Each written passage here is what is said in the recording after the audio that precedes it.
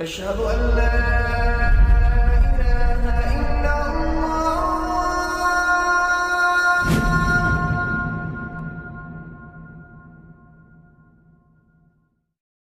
Raindrops media পরিবেশিত audio lecture series উম্মাহাতুল মুমিনিন। এই সিরিজে আলোচিত হবে রাসূলুল্লাহ মুহাম্মদ সাল্লাল্লাহু আলাইহি ওয়াসাল্লামের সম্মানিত স্ত্রীদের জীবন কথা। আলহামদুলিল্লাহ ওয়াসসালাতু ওয়াসসালামু আলা সাইয়্যিদিনা মুহাম্মদ ওয়া আলা আলিহি ওয়া সাহবিহি ওয়াসাল্লাম তাসলিমান কাসীরা। সাহাবায়ে কেরাম রাদিয়াল্লাহু আনহুম তারা রাসূলুল্লাহ সাল্লাল্লাহু আলাইহি ওয়াসাল্লামকে প্রাণ ভরে ভালোবাসতেন। প্রত্যেকেই নিজের জীবনের থেকেও রাসূলুল্লাহ সাল্লাল্লাহু আলাইহি ওয়াসাল্লামকে বেশি ভালোবাসতেন। তারা সবাই চাইতেন যদি আল্লাহ রাসূল সাল্লাল্লাহু আলাইহি ওয়াসাল্লামের সবচেয়ে প্রিয় মানুষটি হতে পারতেন। আমর ইবনুল আস রাদিয়াল্লাহু আনহু ছিলেন এমনই একজন সাহাবী। যদিও তিনি ইসলাম গ্রহণ করেছিলেন অনেক পরে, অর্থাৎ 7ম হিজরিতে হুদাইবিয়ার চুক্তির পরে তিনি ইসলাম কবুল করেছিলেন। এরপরও তিনি ভাবতেন হয়তোবা আল্লাহ রাসূল সাল্লাল্লাহু আলাইহি ওয়াসাল্লাম আমাকেই সবচেয়ে বেশি ভালোবাসেন। এই আশা নিয়ে একদিন আমর ইবনুল আস রাদিয়াল্লাহু আনহু হাজির হলেন আল্লাহ রাসূল সাল্লাল্লাহু আলাইহি ওয়াসাল্লামের খেদমতে। এরপর রাসূলুল্লাহ সাল্লাল্লাহু আলাইহি ওয়াসাল্লামকে জিজ্ঞাসা করলেন, ইয়া রাসূলাল্লাহ, আইয়ুন নাসি আহাব্বু ইলাইকা, মানুষের মধ্যে আপনার কাছে সবচেয়ে প্রিয় কে? রাসূলুল্লাহ সাল্লাল্লাহু আলাইহি ওয়াসাল্লাম জবাব দিলেন, আয়েশা। আমর বললেন, পুরুষদের মধ্যে সবচেয়ে প্রিয় কে? রাসূলুল্লাহ সাল্লাল্লাহু আলাইহি ওয়াসাল্লাম বললেন, আবুহা, অর্থাৎ তার পিতা আয়েশার পিতা। এই জবাব শুনে আমর ইবনুল আস কিছুটা আশাহত হলেন, কিন্তু পুরোপুরি হতাশ হলেন না। তিনি আবার প্রশ্ন করলেন, এরপর সবচেয়ে প্রিয় মানুষ কে? রাসূলুল্লাহ সাল্লাল্লাহু আলাইহি ওয়াসাল্লাম বললেন, ওমর ইবনুল খাত্তাব। আমর ইবনুল আস আবার জানতে চাইলেন এরপর কে সবচেয়ে বেশি প্রিয়। তখন রাসূলুল্লাহ সাল্লাল্লাহু আলাইহি ওয়াসাল্লাম আরও কয়েকজন সাহাবীর নাম বললেন। এই ঘটনা স্মরণ করে আমর ইবনুল আস পরবর্তীতে বর্ণনা করেছেন, আমার নামটি হয়তো অনেকের পেছনে পড়ে যায় কিনা এই ভয়ে আমি আর রাসূলকে জিজ্ঞাসা করলাম না, বরং চুপ থাকলাম। এই বর্ণনা থেকে আমরা জানতে পারছি রাসূলুল্লাহ সাল্লাল্লাহু আলাইহি ওয়াসাল্লামের সবচেয়ে প্রিয় মানুষ ছিলেন আয়েশা রাদিয়াল্লাহু আনহা, এবং এই কথা সরাসরি বলতে রাসূলুল্লাহ সাল্লাল্লাহু আলাইহি ওয়াসাল্লাম মোটেও দ্বিধা করতেন না। সাহাবায়ে কেরাম রাদিয়াল্লাহু আনহুম তারা সকলেই জানতেন আয়েশা রাদিয়াল্লাহু আনহা ছিলেন রাসূলুল্লাহ সাল্লাল্লাহু আলাইহি ওয়াসাল্লামের সবচেয়ে প্রিয় মানুষ। আজকের পর্বে আমরা তারই জীবনী জানব ইনশাআল্লাহ। আজ আমরা আলোচনা করব উম্মুল মুমিনিন হাবিবাতু রাসূলিল্লাহ সিদ্দিকা বিনতু সিদ্দিক আয়েশা বিনতু আবি বকরিন আস-সিদ্দিক রাদিয়াল্লাহু আনহুমা এর জীবনী। খাদিজা রাদিয়াল্লাহু আনহার মৃত্যুর পর আয়েশা রাদিয়াল্লাহু আনহা ছিলেন রাসূলুল্লাহ সাল্লাল্লাহু আলাইহি ওয়াসাল্লামের সবচেয়ে প্রিয়তমা স্ত্রী এবং সবচেয়ে প্রিয় মানুষ। কেন আয়েশা রাদিয়াল্লাহু আনহাকে আল্লাহ রাসূল সাল্লাল্লাহু আলাইহি ওয়াসাল্লাম সবচেয়ে বেশি ভালোবাসতেন? আয়েশা রাদিয়াল্লাহু আনহার বিশেষ বৈশিষ্ট্য, বিশেষত্ব এবং মর্যাদাগুলো কি কি? চলুন এই বিষয়ে বেশ কিছু পয়েন্ট জেনে নেওয়া যাক।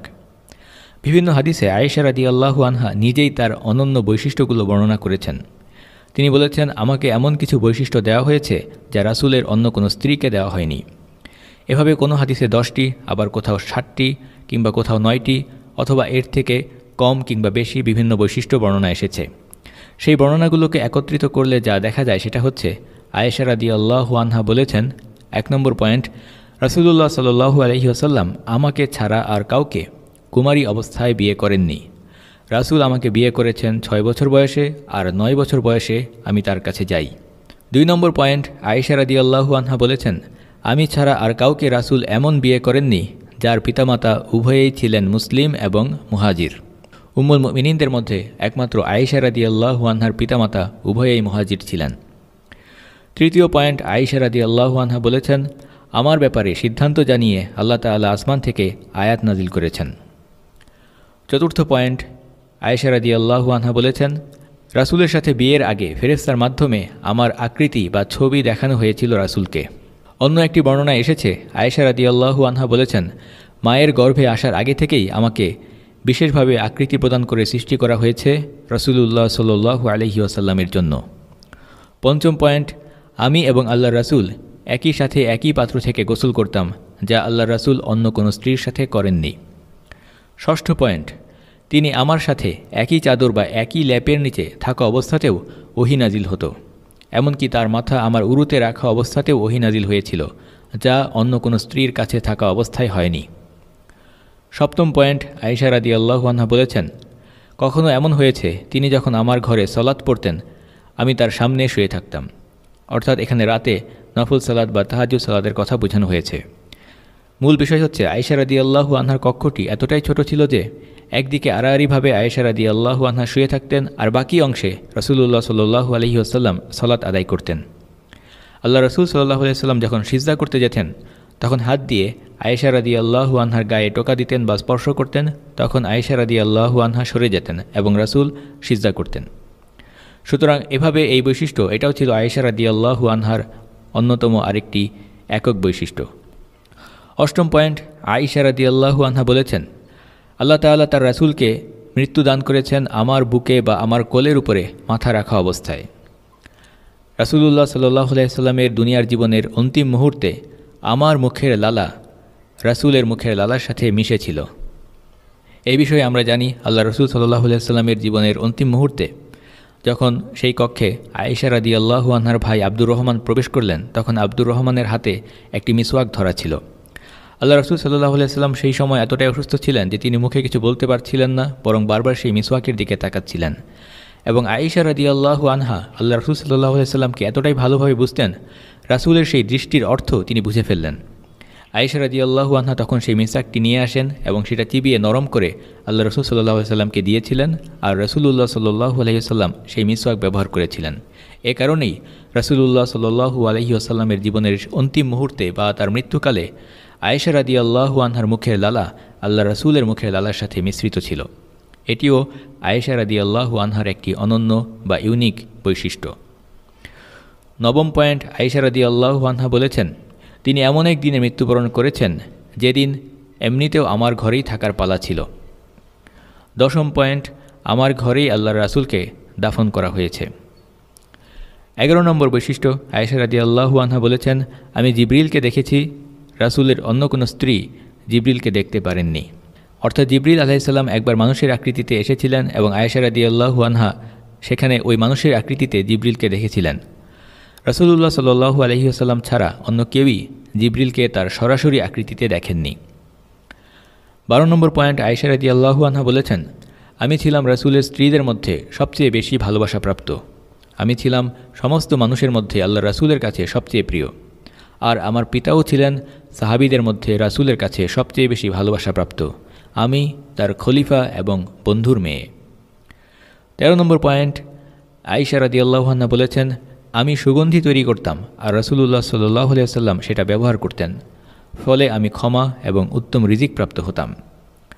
14 নম্বর পয়েন্ট, আয়েশা রাদিয়াল্লাহু আনহা বলেছেন, আমাকে ক্ষমা এবং জান্নাতে উত্তম রিজিক দেওয়ার অঙ্গীকার করা হয়েছে। এই ধরনের আরও বহু গৌরবময় মর্যাদার কথা আয়েশা রাদিয়াল্লাহু আনহা নিজেও যেভাবে বর্ণনা করেছেন তেমনিভাবে আরও বহু সাহাবী থেকেও বর্ণিত হয়েছে। হাদিস এবং সিরাতের গ্রন্থে এই বর্ণনাগুলো পাওয়া যায়। এই 14টি বৈশিষ্ট্যকে সামারাইজ করলে বা সারসংক্ষেপ করলে মূলত 10টি পয়েন্ট পাওয়া যায়। এই পয়েন্টগুলোর মাধ্যমে আমরা আয়েশা রাদিয়াল্লাহু আনহার মর্যাদা এবং শ্রেষ্ঠত্ব বোঝার চেষ্টা করব।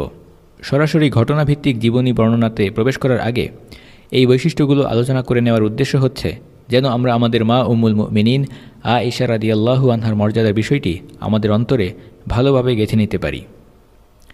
1 নম্বর বৈশিষ্ট্য হচ্ছে তিনি নির্বাচিত, অর্থাৎ রাসূলুল্লাহ সাল্লাল্লাহু আলাইহি ওয়াসাল্লামের স্ত্রী হিসেবে তিনি সরাসরি আল্লাহ তাআলা কর্তৃক নির্বাচিত এবং তাকে বিয়ে করার জন্য আল্লাহ তাআলা সরাসরি আদেশ করেছেন রাসূলুল্লাহ সাল্লাল্লাহু আলাইহি ওয়াসাল্লামকে।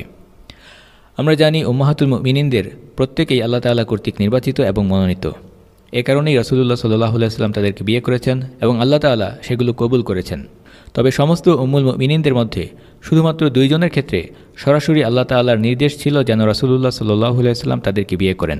তাদের মধ্যে একজন হচ্ছেন যায়নাব বিনতে জাহাশ রাদিয়াল্লাহু আনহা এবং অপরজন হচ্ছেন আজকে আমরা যাকে নিয়ে আলোচনা করছি অর্থাৎ উম্মুল মুমিনিন আয়েশা রাদিয়াল্লাহু আনহা।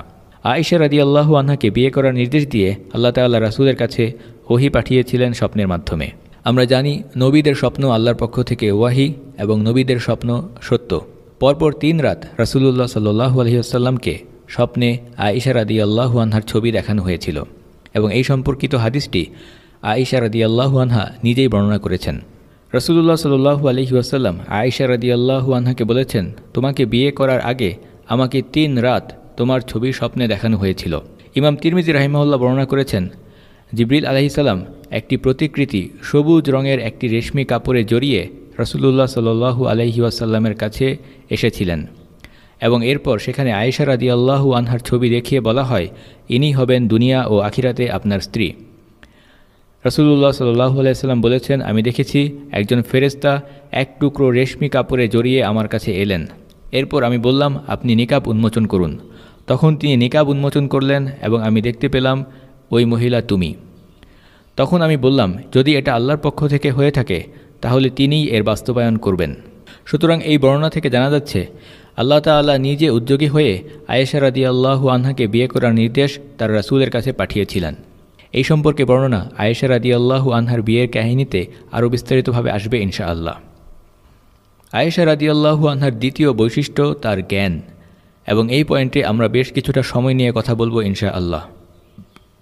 উম্মতের নারীদের মধ্যে সবচেয়ে জ্ঞানী ছিলেন আয়েশা রাদিয়াল্লাহু আনহা, এবং শুধু নারী নয়, নারী পুরুষ নির্বিশেষে ইলমের বিচারে যারা শ্রেষ্ঠ তাদের মধ্যে তিনি একজন। তিনি ছিলেন একজন ফকিহা, কোরআন হাদিসের উপরে সবচেয়ে বেশি বুঝ ছিল তার। বড় বড় সাহাবায়ে কেরাম কোনো বিষয় না বুঝলে বোঝার জন্য আয়েশা রাদিয়াল্লাহু আনহার কাছে আসতেন এবং সেসব বিষয়ে জিজ্ঞাসা করতেন।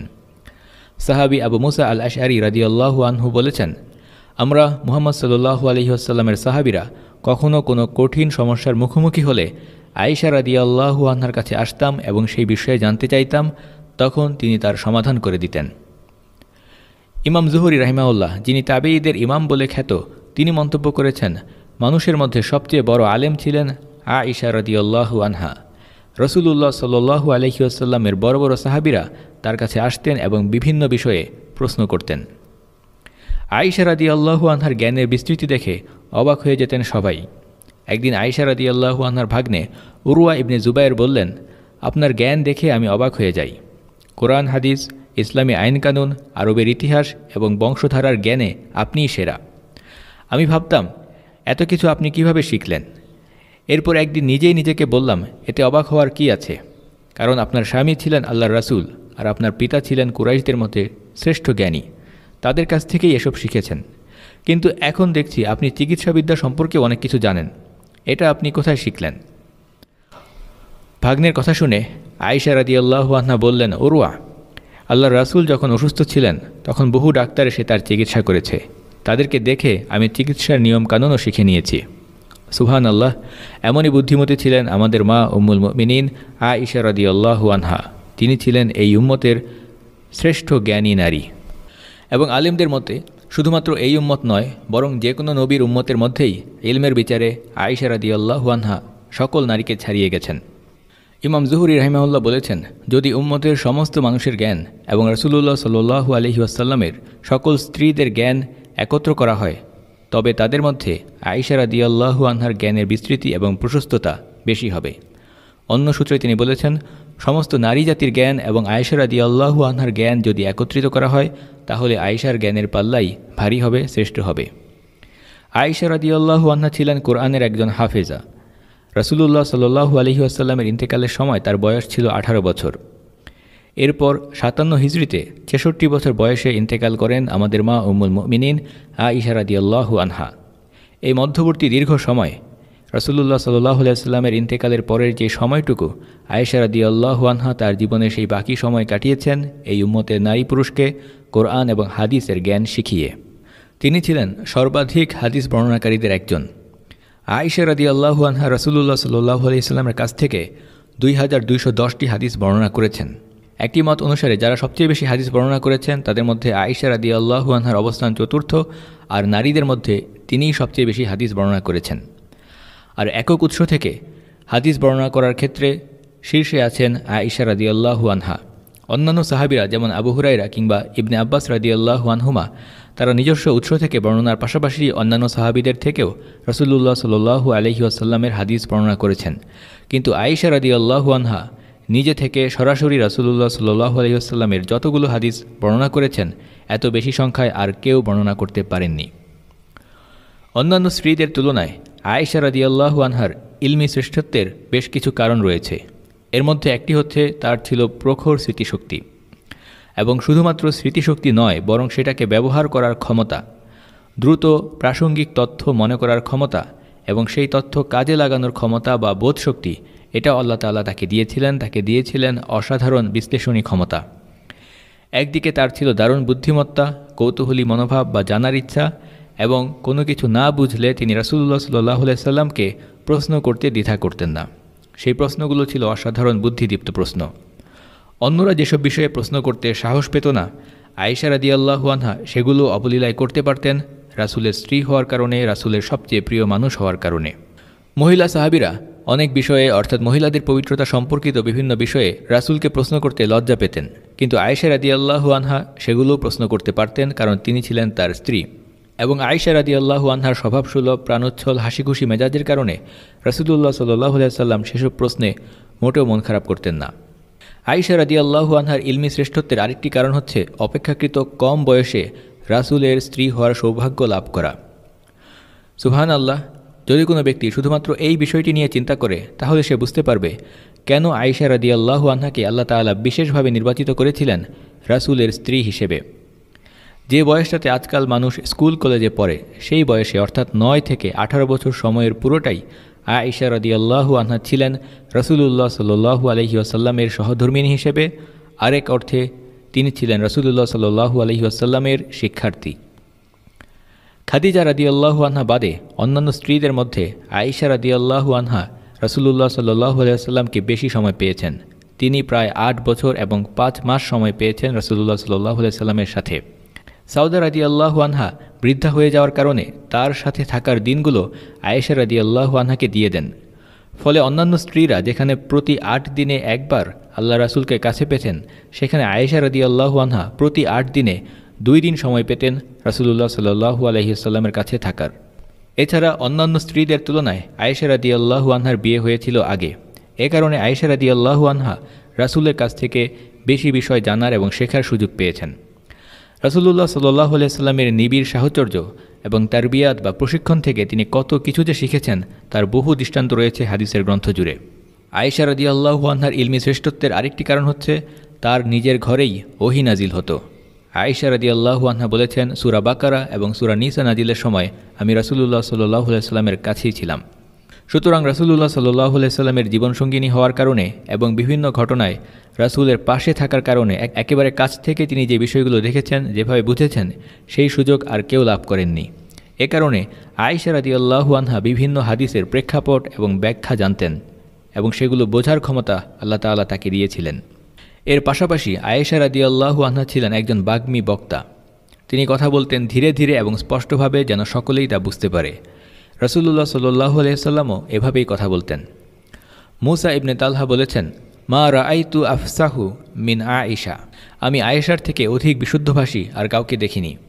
একজন ভালো বক্তার জন্য প্রয়োজন সুন্দর বাচনভঙ্গি এবং বিশুদ্ধ ভাষা প্রয়োগ, সুস্পষ্ট কণ্ঠস্বর, প্রয়োজন সঠিক শব্দচয়ন এবং তেজস্বী উচ্চারণ। আয়েশা রাদিয়াল্লাহু আনহার কথা, খুতবা এবং বক্তৃতার মধ্যে এই সবগুলো গুণই বিদ্যমান ছিল। ইমাম তাবারি এই বিষয়টি খুবই চমৎকারভাবে সাহিত্যিক ভাষায় বর্ণনা করেছেন এভাবে। তিনি বলেছেন, ফাতাকাল্লামাত আয়েশাতু ওয়া কানাত জাহওয়ারিয়াতান ইয়ালু সাউতুহা কাসীরাতান কাআন্নাহু সাউতু ইমরাআতিন জালিলাতিন। আয়েশা রাদিয়াল্লাহু আনহার বক্তৃতার বৈশিষ্ট্য বর্ণনা করে ইমাম তাবারি বলেছেন, অতঃপর আয়েশা বক্তৃতা শুরু করলেন।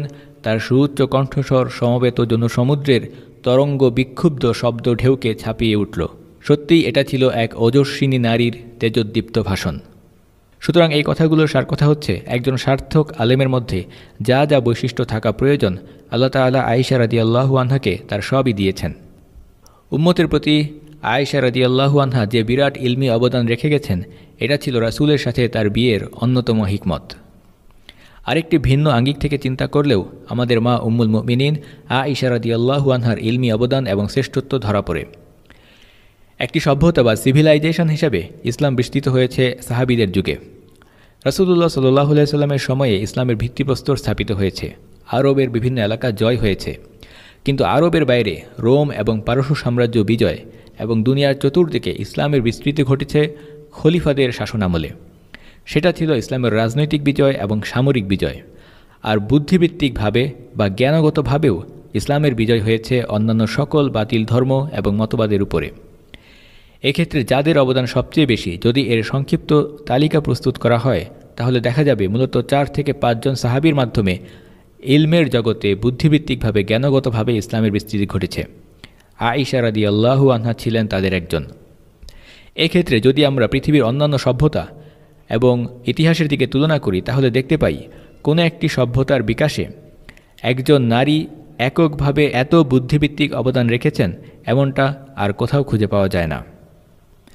গ্রিক সভ্যতার কথাই ধরুন, তাদের চিন্তাবিদ এবং দার্শনিকদের মধ্যে প্লেটো, অ্যারিস্টটল, সক্রেটিস সহ যারা ছিল তারা সবাই ছিল পুরুষ। খ্রিস্টান ধর্মযাজকদের মধ্যে শুরুর দিকে যাদের রচনা বেশি বিস্তৃত হয়েছে, বেশি ছড়িয়েছে, তারা সবাই ছিল পুরুষ। এখনও পর্যন্ত অন্যান্য ধর্মগুলোতে ধর্মীয় জ্ঞানে উৎকর্ষ লাভের ক্ষেত্রে নারীদের অবস্থান খুবই সীমিত। আধুনিক ইতিহাসের দিকে যদি আমরা তাকাই, ফরাসি বিপ্লবের ক্ষেত্রে ভূমিকা রেখেছে রুশো, ভলতেয়ার, এরা সবাই ছিল পুরুষ। আমেরিকায় যখন ইউরোপীয়রা আগমন করল এবং এরপর যাদেরকে বর্তমান আমেরিকার ফাউন্ডিং ফাদার হিসেবে বিবেচনা করা হয় তারাও সবাই ছিল পুরুষ। সুতরাং একই চিত্র পৃথিবীর অন্যান্য সকল সভ্যতার ক্ষেত্রে প্রযোজ্য, কেবলমাত্র ব্যতিক্রম ইসলাম। আদর্শিক, বুদ্ধিবৃত্তিক এবং জ্ঞানগত বিচারে ইসলাম যখন প্রতিষ্ঠিত হয়েছে তখন যারা শীর্ষস্থানীয় অবদান রেখেছেন জ্ঞানের প্রসার, শিক্ষা এবং বিস্তারের ক্ষেত্রে, সেখানে আয়েশা রাদিয়াল্লাহু আনহার নামটি উজ্জ্বল হয়ে আছে। এক্ষেত্রে তিনি কেন্দ্রীয় ভূমিকা পালন করেছেন, যা একটি ঐতিহাসিক সত্য। মক্কার দাওয়াতি জীবনে রাসূলুল্লাহ সাল্লাল্লাহু আলাইহি ওয়াসাল্লামের পাশে একজন নারীর অবদান ছিল সবচেয়ে বেশি।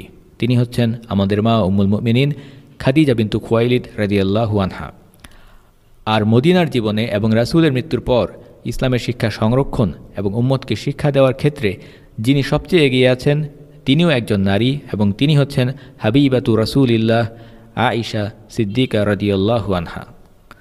চতুর্থ পয়েন্ট, আল্লাহ রাসূলের পক্ষ থেকে ভূয়সী প্রশংসা লাভ করেছেন আয়েশা রাদিয়াল্লাহু আনহা। রাসূলুল্লাহ সাল্লাল্লাহু আলাইহি ওয়াসাল্লাম বলেছেন, ফাদলু আয়েশাতা আলা নিসাই কাফাদলি সারিদু আলা সাইরি তোয়াম। সমস্ত খাদ্য সামগ্রীর মধ্যে সারিদ যেমন শ্রেষ্ঠ, নারী জাতির মধ্যে আয়েশার মর্যাদাও তেমনই। সারিদ এক প্রকার খাবার যাকে আরবের শ্রেষ্ঠ খাবার মনে করা হয়।